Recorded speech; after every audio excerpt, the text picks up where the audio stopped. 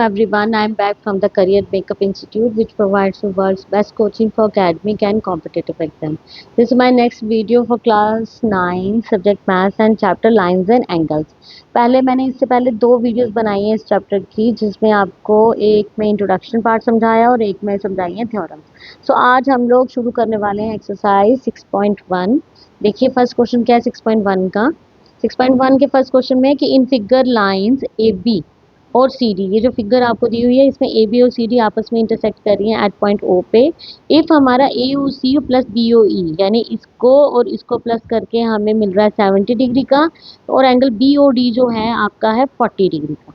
आपने निकालना B O ई, यानी ये एंगल निकालना है सबसे पहले, और उसके बाद रिफ्लेक्स एंगल निकालना है किसका, सी ओ ई का। यानी सी ओ ई का जब रिफ्लेक्स उसने बोला है सो ऐसे ये वाला एंगल निकालना है। ठीक है, तो स्टार्ट करते हैं हम लोग। यहाँ से हम लोग क्या लिखेंगे, हमें जो गिवन दिया है हमें लिखा हुआ है, उसने बोला है कि angle A O C plus angle B O E is equals to किसके बराबर है, 70 डिग्री के बराबर है। ये दिया हुआ है उसने, ए ओ सी बी ओ ई के 70 डिग्री के बराबर है। बट एक चीज़ और उसने दी हुई है, वो दी हुई है angle B O D is equals to 40 degree. ठीक है, अब अगर एंगल बी ओ डी हमारा 40 डिग्री है तो मैं ऐसे लिख सकती हूँ कि angle B O D is equals to angle A O C के बराबर। क्यों, क्योंकि ये वर्टिकली अपोजिट एंगल्स बन रहे हैं, दो लाइंस आपस में इंटरसेक्ट कर रही हैं तो वर्टिकली अपोजिट एंगल्स बन सकते हैं। मैं रीजन लिखूंगी, साथ साथ में रीजन देना जरूरी है। मैं लिखूंगी वर्टिकली अपोजिट एंगल्स। ठीक है, अगर B O D A O C के बराबर है, पर बी ओ डी था कितना, देयरफॉर मैं ये लिखूंगी ए ओ सी आपका भी कितना हो जाएगा, 40 डिग्री। बी ओ डी हमारा 40 था तो ए ओ सी भी 40 डिग्री का हो जाएगा। आई होप कि यहाँ तक क्लियर हुआ। अब ये क्वेश्चन पकड़ते हैं जो उसने गिवन और दिया, हमें दिया हुआ है कि ए ओ सी जो था प्लस करेंगे उसमें बी ओ ई का, तो हमें मिलता है 70 डिग्री के बराबर। ए ओ सी मुझे पता लग गया कि 40 डिग्री का है, plus angle B O E लिखूंगी मैं is equals to 70 degree. So angle B O E is equals to 70 minus 40 degree. ठीक है, 70 में से 40 डिग्री माइनस करूंगी वो कितना आ जाएगा, 30 डिग्री। यानी मुझे एंगल पता लग गया कि बी ओ ई कितना था, 30 डिग्री। एक चीज़ ये निकालनी थी हमें, बी ओ ई पूछा उसने।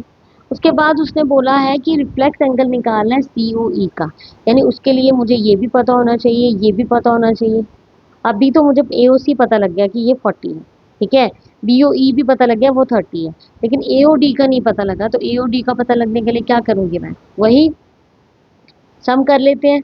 ए O C plus B O E plus C O E कितना हो जाएगा, 110 डिग्री। ठीक है, यहाँ पे, या फिर मैं ऐसे लिख सकती हूँ कि B C D is a line. ठीक है, कैसे आएगा ये, मैं लिखूंगी C D is a line.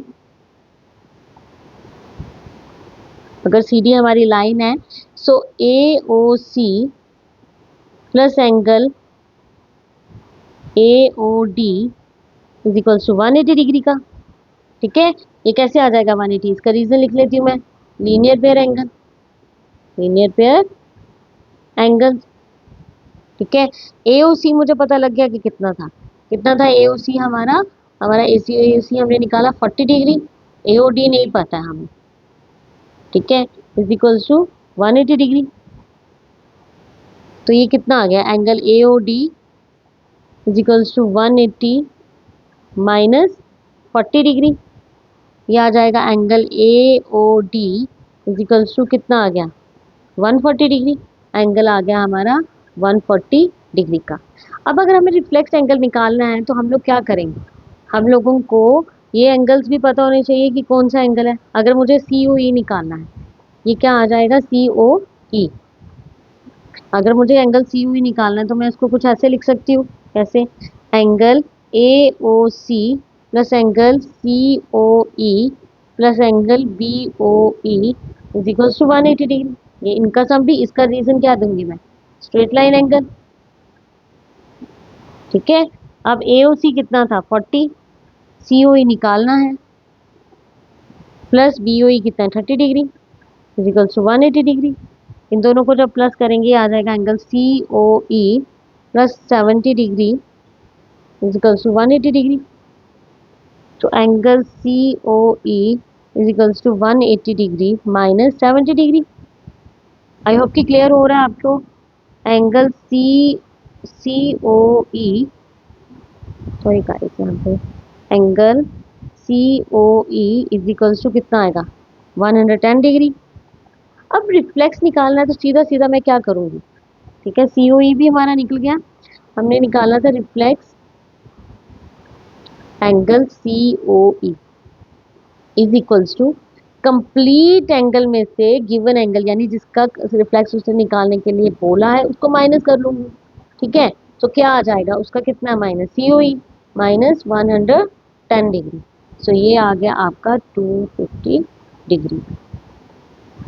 Okay, I hope guys आपको क्लियर हुआ। ये एंगल दिया था, इसके अपोजिट ये एंगल था, तो ये भी 40 डिग्री का हो जाता। फिर BOE दिया था, AOC प्लस BOE का सम हमें दिया 70 डिग्री का, तो उससे मुझे BOE एंगल मिल गया। और रिफ्लेक्स एंगल निकालने के लिए मुझे COE पता होना चाहिए, तो मैंने COE को निकाला, फिर 360 में से उस एंगल को माइनस कर दिया।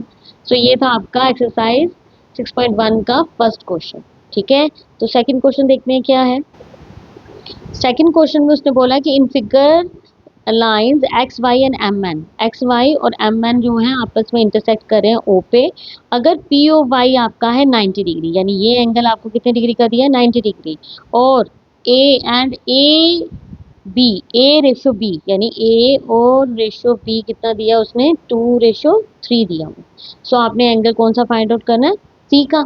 ठीक है, हमें पता है कि जो रेशियोज में चीज़ें दी होती है उसे एक्स की फॉर्म में लेना पड़ता है हमें। सो हम लोग यहाँ लिखेंगे common ratio of common ratio of A and B is x ले लेते हैं। सो एंगल A कितना हो जाएगा हमारे पास 2x, और एंगल B कितना हो जाएगा हमारे पास 3x। ठीक है, अब ये 90 है, एक्स वाई हमारी लाइन है। ठीक है, तो इसके ऊपर जितने भी एंगल्स बनेंगे वो 180 डिग्री के बराबर होंगे। तो मैं यहाँ लिख सकती हूँ angle A plus angle B plus angle POY is equal to 180 degree. Reason क्या आ जाएगा, स्ट्रेट लाइन एंगल। ठीक है, क्या रीजन आ जाएगा, स्ट्रेट लाइन एंगल। सो करिए put 2x plus 3x plus 90 degree is equal to 180 degree. इन दोनों को जब मैं प्लस करूंगी ये आ जाएगा 5x plus 90 degree is equal to 180 degree. ठीक है, सो 5x को इसी तरफ रहने देती हूँ, 180 माइनस 90 यहाँ आ जाएगा 5x is equals to 90 degree, x is equals to 90 by 5, काटो क्या आ जाएगा 18 सा, यानी x की वैल्यू कितनी आ गई 18 डिग्री। अब अगर x की वैल्यू 18 आ गई तो मैं a और b की वैल्यू मजे से निकाल सकती हूँ। मेरे पास क्या था एंगल a है मेरे पास 2x, यानी 2 multiply 18 which is equals to 36 degree, और एंगल B था मेरे पास 3x, 3 multiply 18 which is equals to 54 degree. ठीक है, बट हमें निकालना कौन सा एंगल है, हमें निकालना है एंगल C। ठीक है, सो हमने कौन सा एंगल निकालना था, हमने निकालना था एंगल C। सो हम लोग लेंगे MN is a line, MN is a line. अगर MN हमारी लाइन है, इस चीज़ को लें तो इसके इस साइड वाले जितने भी एंगल्स होंगे उनका सम कितना होगा 180 डिग्री। मैं लिखूंगी angle B plus angle C is equals to 180 degree. Reason क्या दूंगी, linear pair angles, linear pair angles. ठीक है, सो एंगल B कितना था आपका 54 degree plus angle C is equals to 180 degree.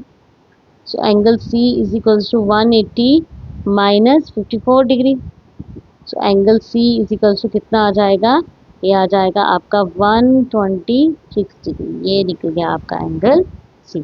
I hope कि आपको क्लियर हुआ। सेकंड क्वेश्चन भी 90 डिग्री का एक एंगल दिया था POY।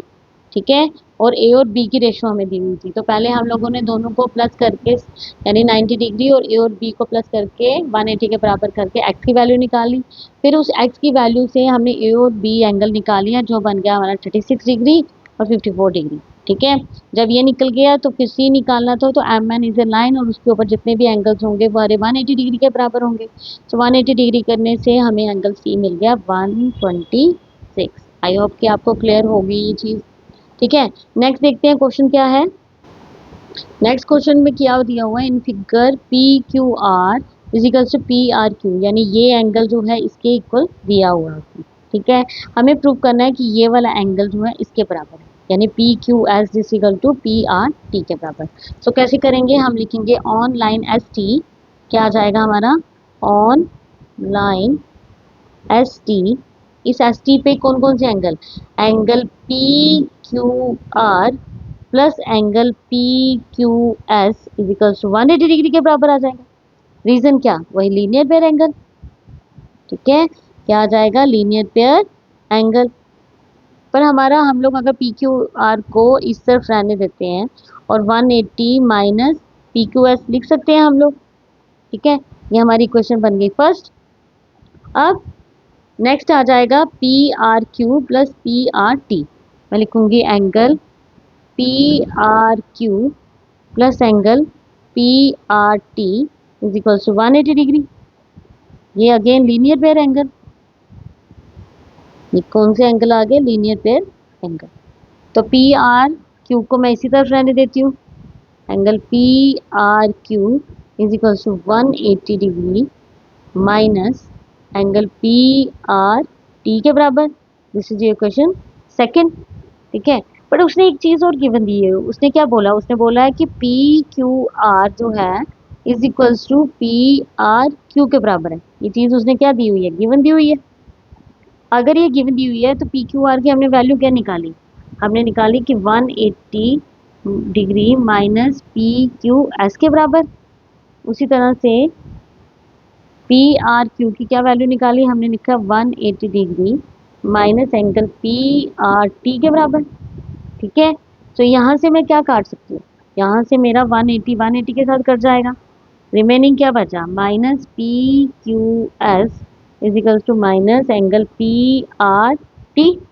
ठीक है, माइनस के साथ माइनस कट गया तो ये आ गया angle P Q S is equals to angle P R T. ठीक है, यही प्रूव करना था एंड आई होप कि आपको क्लियर हुआ होगा। मैं फिर से एक बार रिपीट कर देती हूँ। मैंने क्या लिया, उसने ये वाले अंदर वाले एंगल्स आपस में इक्वल दिए थे, उसने कहा था बाहर वाले एंगल्स को भी इक्वल कर कीजिए। सो मैंने लिया P Q R plus P Q S is equals to 180 degree linear pair angles. So P Q R को मैंने इसी तरफ रहने दिया is equals to 180 minus P Q S. ठीक है, इक्वेशन फर्स्ट दे दी। फिर दूसरी तरफ के एंगल ले लिए P R Q plus P R T equals to 180। इसका भी रीजन दे दिया लीनियर पेयर। अब पी आर क्यू को मैंने इसी तरफ रहने दिया 180 माइनस पी आर टी लिखा। हमने क्यों रहने दिया इस तरफ पी आर क्यू, क्योंकि ये दोनों एंगल्स आपस में हमें इक्वल दिए हुए। ठीक है, इसलिए पी आर क्यू को मैंने इस तरफ रहने दिया, इसको दे दिया इक्वेशन सेकेंड। पर हमें जो चीज़ गिवन दी थी वो थी ये angle P Q R is equals to P R Q के बराबर, ये गिवन था। सो इन्हीं की वैल्यू हमने ऊपर निकाली है। जैसे पी क्यू आर की थी 180 माइनस पी क्यू एस, वो पुट कर दी, और पी आर क्यू की थी क्या थी 180 माइनस पी आर टी, ये पुट कर दी। तो 180 को 180 के साथ काट दिया, मेरे पास बच गया पी क्यू एस और माइनस का एंगल पी आर टी, दोनों माइनस को आपस में काट दिया। तो मेरे पास जो आंसर आ गया वो आ गया angle P Q S is equals to angle P R T के बराबर। सो ये था आपका guys question number 3। I hope कि आपको यहाँ तक कोई प्रॉब्लम नहीं हुई होगी, सब क्लियर हुआ होगा कि किस तरीके से किए। ठीक है, that's all for the day remaining I will take in my next video. Till then, bye and take care.